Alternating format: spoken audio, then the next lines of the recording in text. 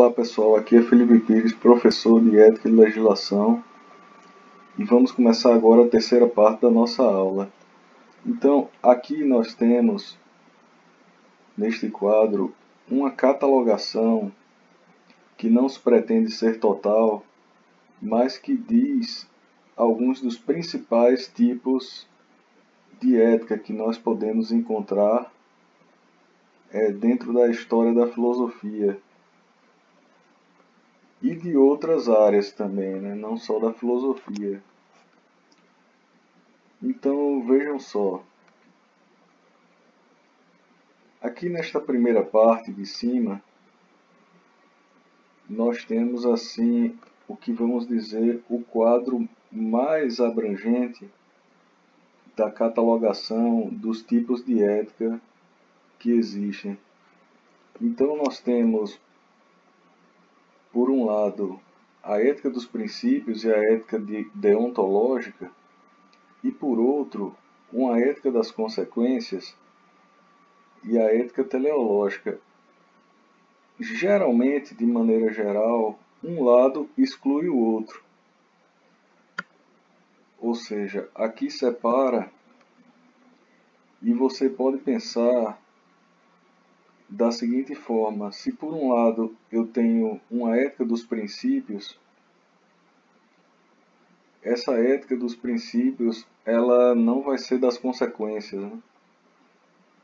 São polos opostos, digamos assim. Uma ética deontológica está num polo oposto a uma ética teleológica.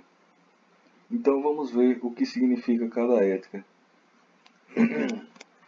A ética dos princípios, ela afirma que o ser humano, né, ele deve agir para agir de acordo com o bem, digamos assim, para agir de uma forma boa, ele tem que agir de acordo com o princípio que é considerado bom, o princípio ou a intenção. Então eu vou pensar um exemplo para vocês. Por exemplo, se eu penso que roubar é errado,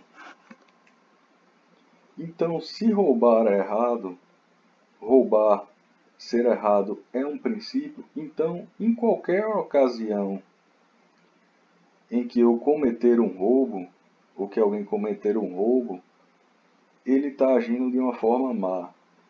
Porque esse tipo de ética, ele só vê o princípio e não a consequência. Então, por exemplo, vamos dar um caso, o caso de Robin Hood. Robin Hood, ele agia ou roubava, né, dos ricos para dar para os pobres. Geralmente nos filmes isso é visto como uma boa atitude, né? Porque ele está roubando de quem tem muito e está ajudando quem tem pouco. Se você for por uma ética dos princípios, roubar de toda forma é errado. Então vamos ver um exemplo de ética dos princípios, seria, por exemplo, os 10 mandamentos. Os 10 mandamentos, né, do cristianismo. Não roubar, não matar, né? E por aí vai. Então, isso já é um exemplo de ética dos princípios. Agora, por outro lado, nós temos uma ética das consequências.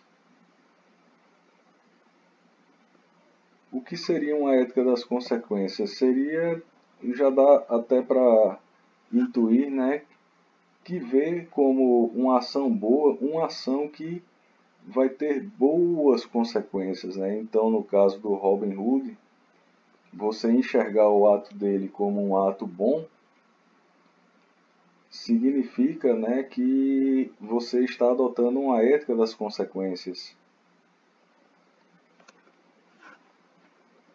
Em seguida, a ética dos princípios, aqui desse lado, nós temos a chamada ética deontológica.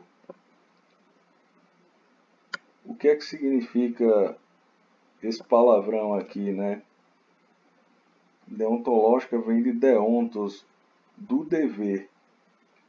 É uma ética do dever, ou seja, se eu ajo de acordo com o meu dever de agir, eu estou agindo de uma forma boa. Então, por exemplo, se eu sou o guarda, né, do castelo de onde o Robin Hood, né, pretende roubar ali, e eu vou e prendo o Robin Hood, por exemplo, mesmo que eu seja pobre, né, eu estou agindo de acordo com o meu dever. Então, digamos assim, eu estou agindo de acordo com a ética deontológica. A ação boa, ela está em cumprir o seu dever. Por outro lado, no polo oposto, nós temos a ética teleológica. A ética teleológica vem de telos, que significa finalidade, ou seja, é uma ética da finalidade, significa que eu vou agir de uma determinada maneira para obter uma determinada finalidade. Então você pode perceber que a ética dos princípios e a ética deontológica, elas se interligam bastante, mas não significa a mesma coisa. Princípio é um pouco diferente de dever. E a ética das consequências e a ética teleológica, elas também se interligam, mas também existe uma pequena diferença entre consequências e finalidade. E aí, aqui na segunda parte, isso aqui é uma forma geral, essa primeira parte aqui é uma forma geral de você catalogar os tipos de ética. Uma maneira mais abrangente, né, que nem eu já falei. E aqui nessa segunda parte, nós temos um segundo conjunto de tipos de ética que provavelmente vão se inserir em algum desses dois lados da primeira parte. Em primeiro lugar, nós temos uma ética das virtudes. O que é que significa isso? Significa que você deve viver, digamos assim, para ser uma pessoa boa, cultivando todas as virtudes possíveis, ou seja, a coragem, a temperança, né, a paciência, a bondade, a generosidade. São virtudes, né, que você deve obter em si. E a virtude, como eu já falei anteriormente, ela significa uma predisposição a agir de uma determinada forma. Por exemplo, se eu tenho a virtude da coragem, eu tenho uma predisposição diante de um evento que apareça de agir de uma forma corajosa. Se eu tenho essa virtude da temperança, da paciência, diante de uma intempérie, eu vou agir de uma forma calma, de uma forma tranquila, né, de uma forma mais, digamos assim, até mais racional. Se eu tenho uma virtude chamada generosidade, por exemplo, ou a justiça, né, eu vou tender a agir de uma forma generosa, de uma forma justa, e por aí vai. Então, essa ética das virtudes, ela significa que o homem bom, né, para se atingir o bem, digamos assim, para o homem agir de acordo com o bem, ele tem que agir de acordo com aquilo que a gente chama virtude e ele tem que cultivar em si, no seu caráter, né, que é o conjunto de virtudes e vícios de uma pessoa.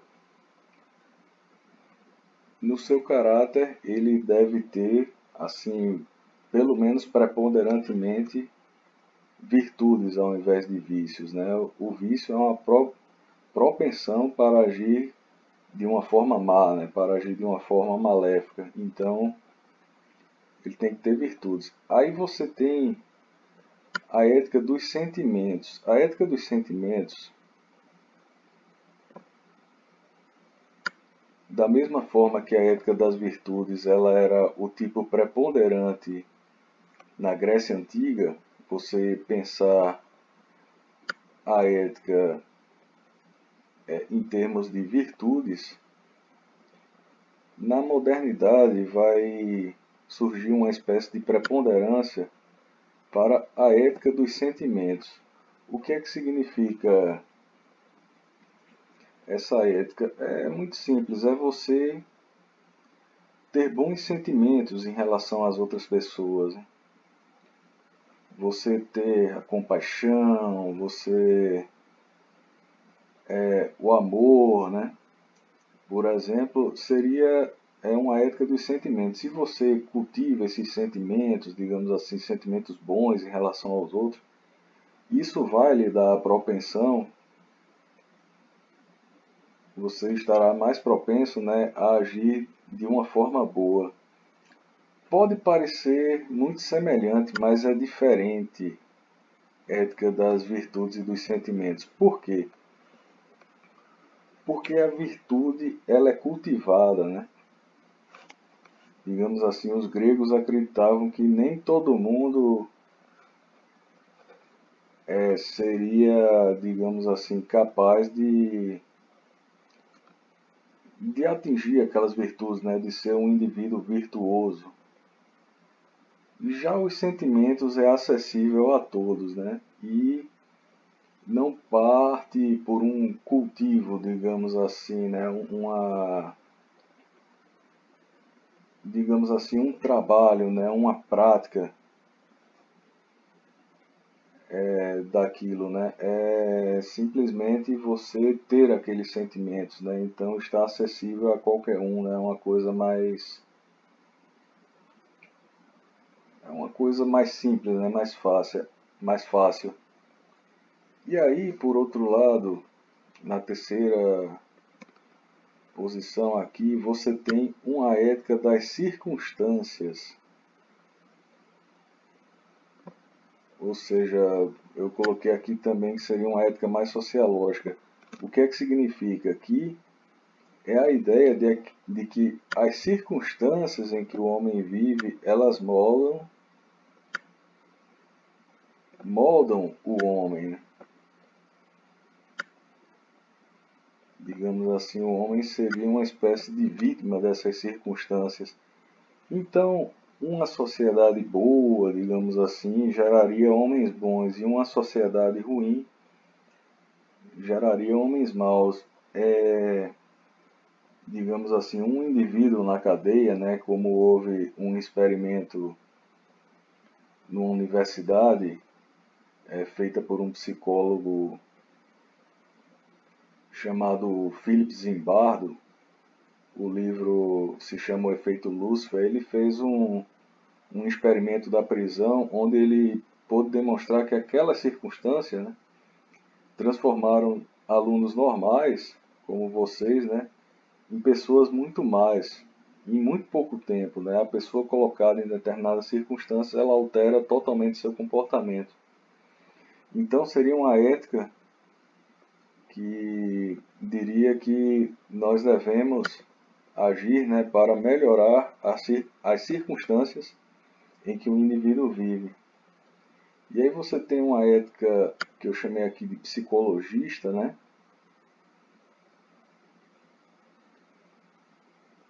que significa que em vez das circunstâncias é o lado psicológico do indivíduo, né, que faz ele agir de uma forma boa ou má, né, também cumpre um papel nessa ação do homem.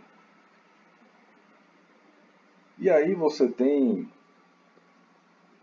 abaixo, aqui na terceira parte,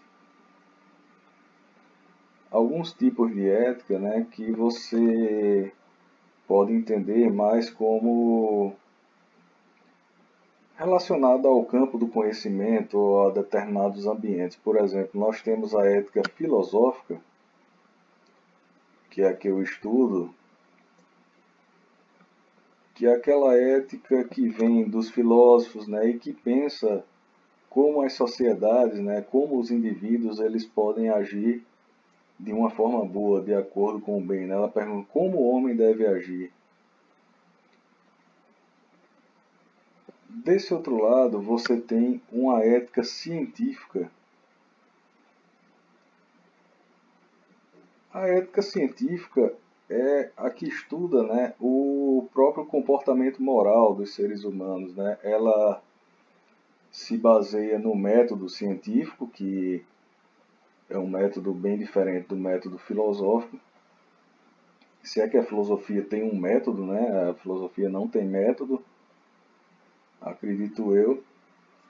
E ela estuda, né, os seres humanos como se fosse estudar, né, as suas ações em um laboratório, por exemplo, né? Então, aquela ética do efeito Lúcifer é, de certa forma, um estudo de ética científica, né?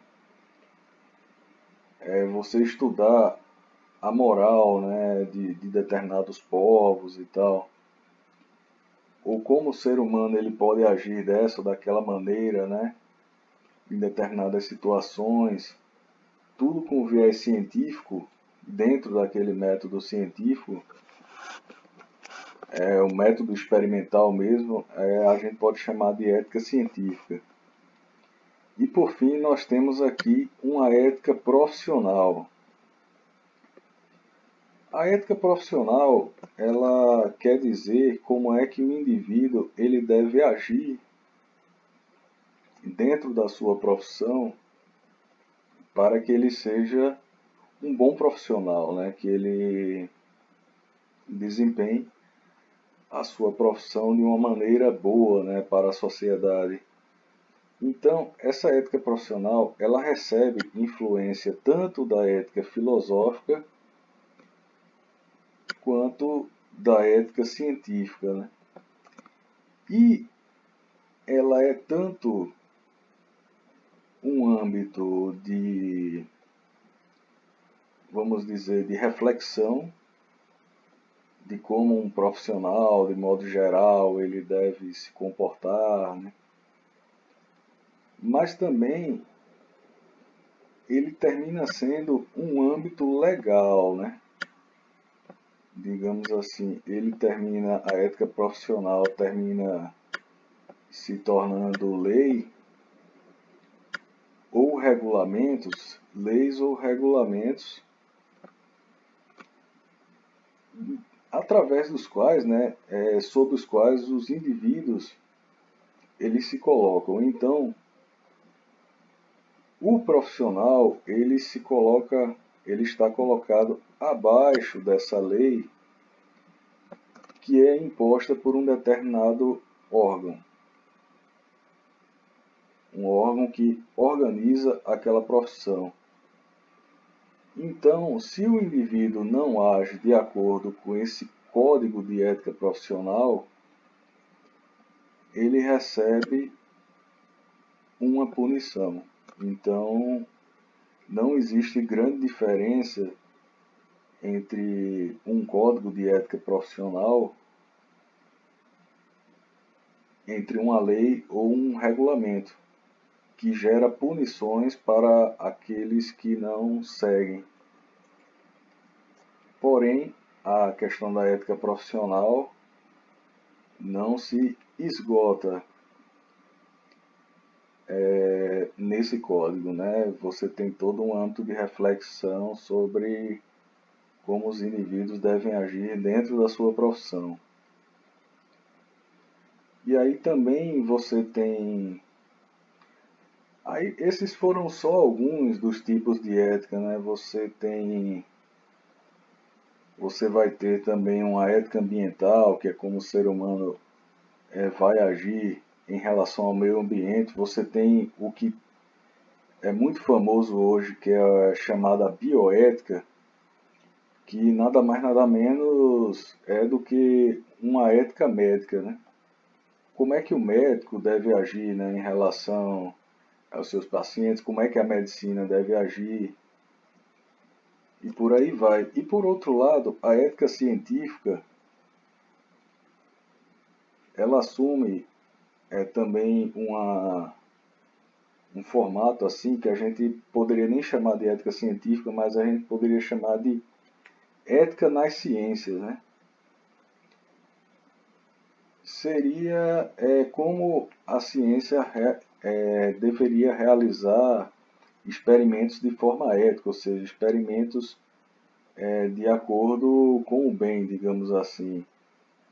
No caso dessa ética na ciência, ou ética, você pode chamar também de ética científica, você tem várias questões, como os experimentos com animais, os experimentos com seres humanos, os próprios produtos, né, técnicos e tecnológicos que serão resultados desses experimentos e as consequências desses produtos para a sociedade, para os seres humanos e assim em diante.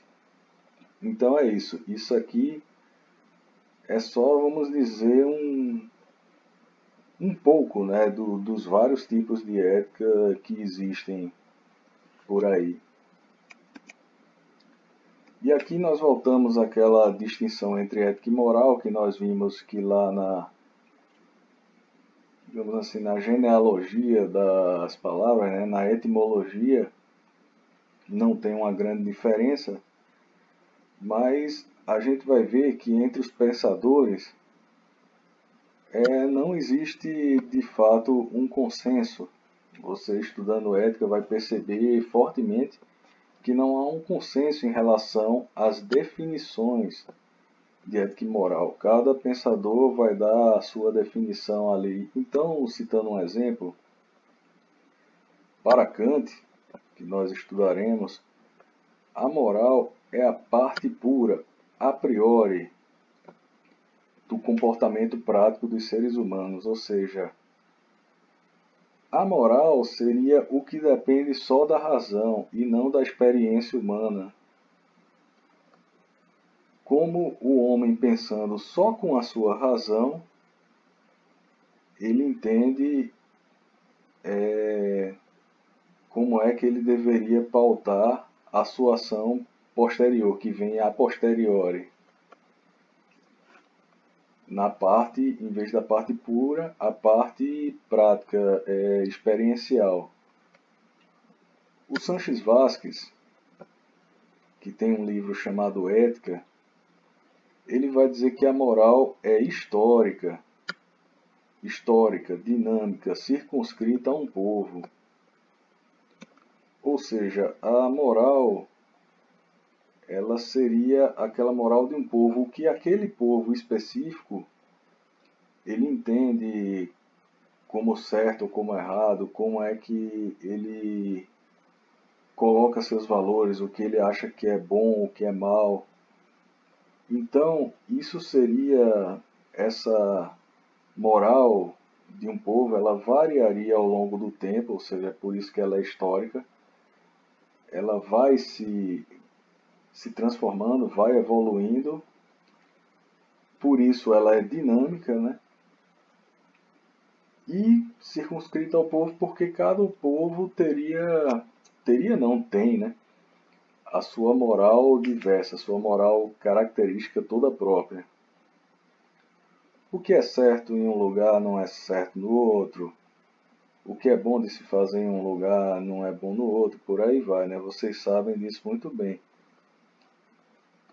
E, para Sanches Vasquez, a ética seria o estudo científico das diversas morais. Digamos assim, seria uma ciência que estudaria as morais específicas e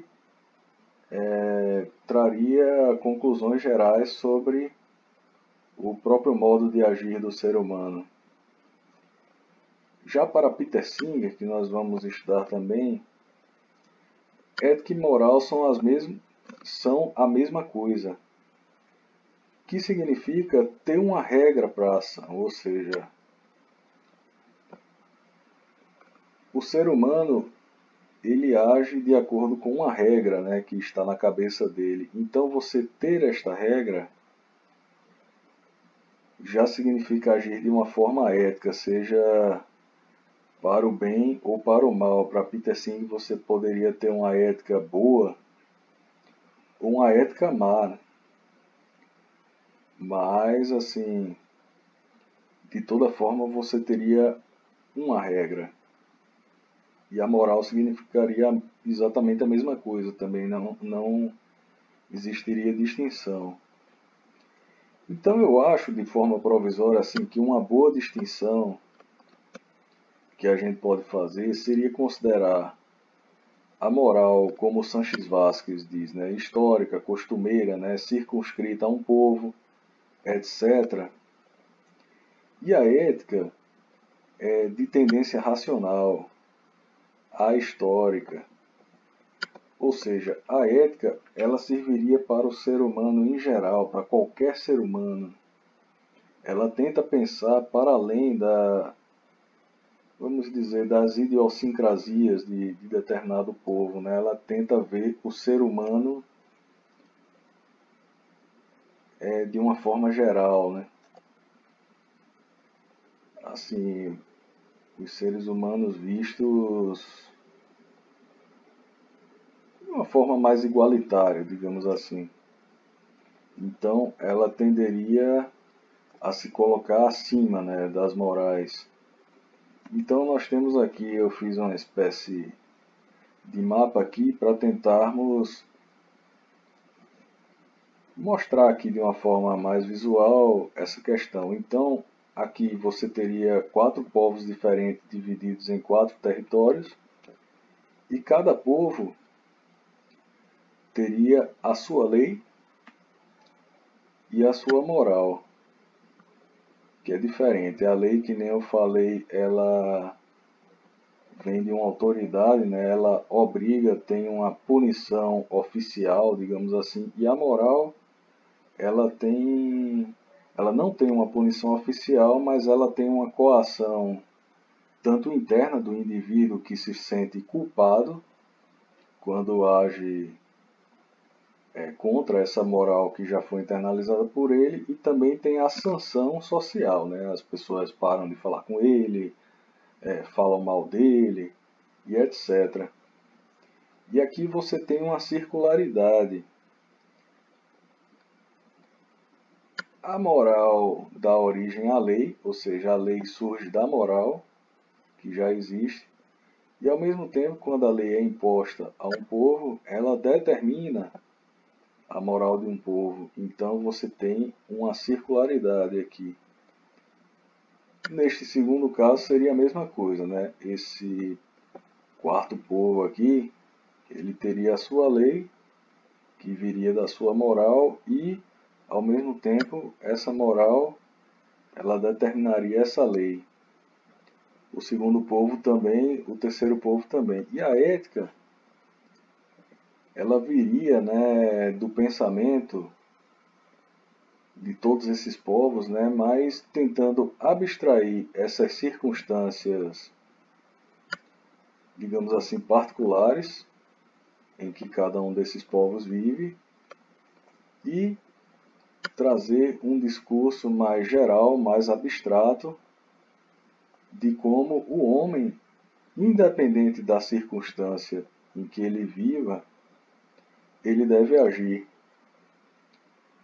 Então, você tem uma via de mão dupla entre a ética e esse conjunto de lei moral, onde a ética viria do raciocínio dessas pessoas, formando um discurso geral, racional, do que deveria ser a ação do homem, e ao mesmo tempo, esses discursos que compõem a ética, eles também influenciam esse conjunto aqui. Influenciam tanto a moral quanto a lei dos povos.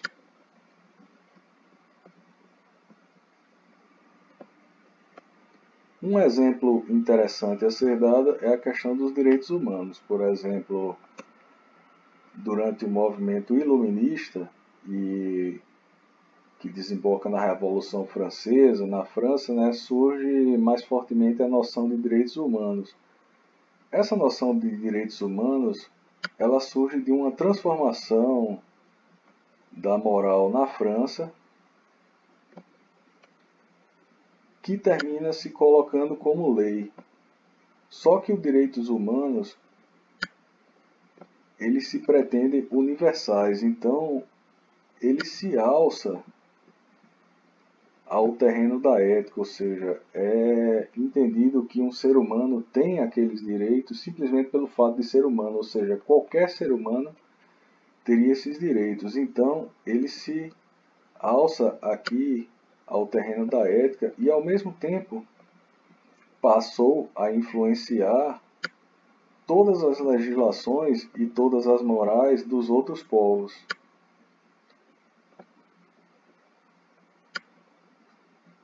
Quando falamos em direitos humanos, Declaração Universal dos Direitos Humanos e tal, né, isso aí vai se colocando,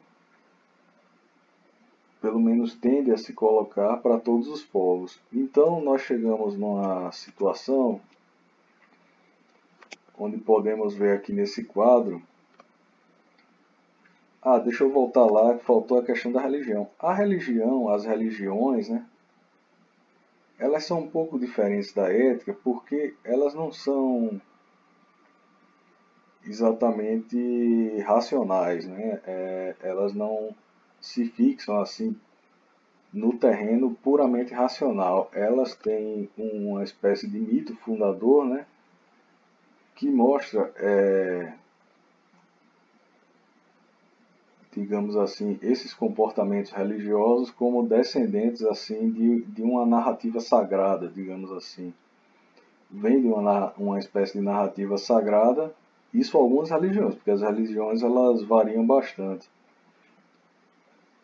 E, ao mesmo tempo que elas se pretendem universais, elas não são justamente porque cada religião pensa de uma forma diferente e cada povo tem a sua própria religião. Então, a maioria delas se pretendem universais, para todo mundo, se pretendem ser a verdade. Essa verdade não é racional, vem pela crença, isso é uma diferença da ética. E ao mesmo tempo que ela se pretende ser para todos, ela não é, porque cada povo tem a sua religião e no mundo existem várias religiões, né? Não existe uma só religião. Então, ela é diferente e a tendência hoje, como nós vivemos a tendência aí do ecumenismo, é que uma religião ela reconheça o âmbito das outras. Então nós chegamos num esquema aqui em que nós podemos ver que forma-se um círculo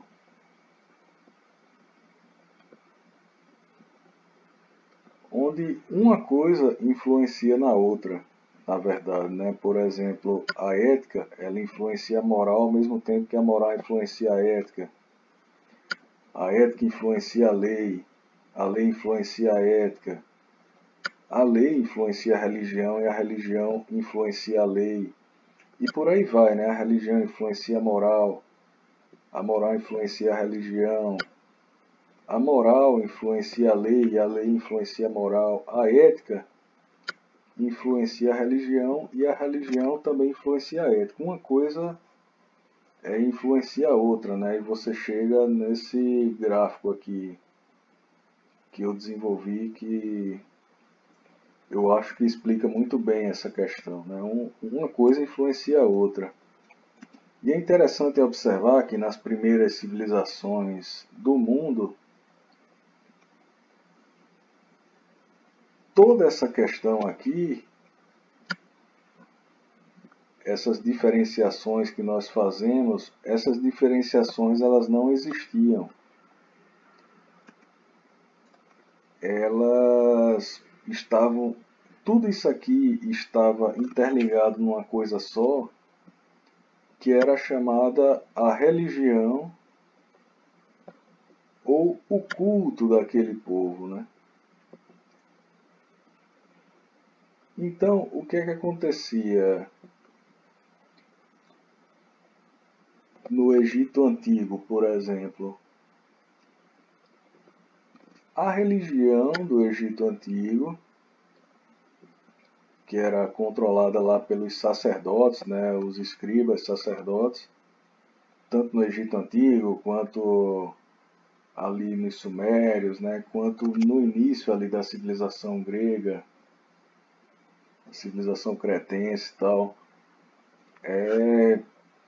Esse culto, ele contém já em si tudo isso, a ética, a lei, a religião e a moral, né? Já está tudo junto ali, porque nessas primeiras civilizações tudo isso se forma, né? Está se formando junto. E tudo é visto como essas organizações, né, esses povos, eles se veem, né, como organizações como se fossem verdadeiros organismos.